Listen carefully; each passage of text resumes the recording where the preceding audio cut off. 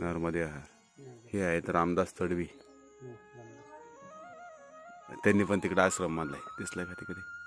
स्वखर्चाने बांधतात बरं आहे सगळे, अजिबात कोणी मदत करत नाही. तिकडे खाली गुजरातमध्ये त्या मोठ्या मोठ्या आश्रमांना लोक पाहिजे म्हणलं पैसे देतात.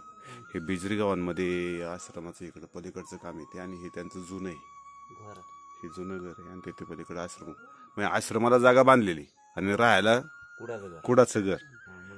ही लोक एवढी सेवा करतायत. नर्मदा मैयाची कृपा होईल थोडी थोडी. नर्मदे खूप खूप ऑटोमॅटिक धर्माचं काम आहे, त्याच्यामुळे ते आपोआप होत असत. ते कुठून नाही काहीतरी कुठल्या मार्गाने. हो ना.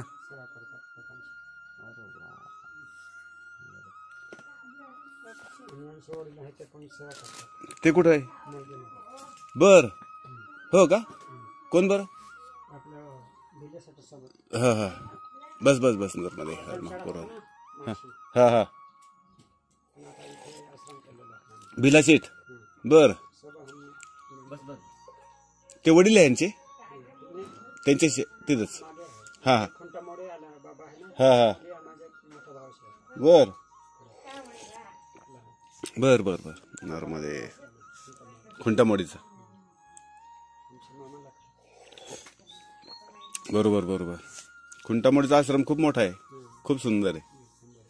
मागच्या वेळेस तिथं मी थांबलो होतो, एकदा आलेलो मी इकडे परिक्रमेला.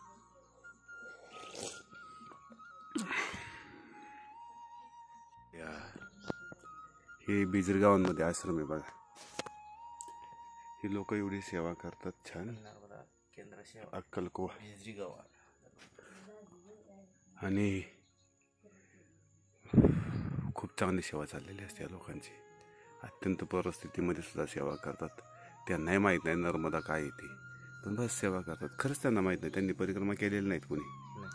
आदिवासी पाड्यामध्ये जेवढे आहेत आश्रम, त्यांना नर्मदा परिक्रमेबद्दल काहीही माहिती नाही, तरीही ते सेवा करतात. एक पांथस्थ म्हणून, यात्रेकरू म्हणून, वाटसरू म्हणून, अतिथी देवो भव म्हणून.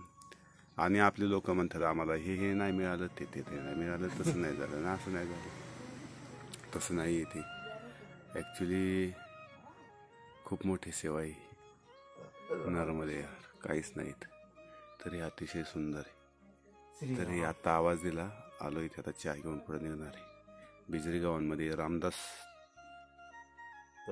तडवी त्यांचा आश्रम आहे नर्मदे.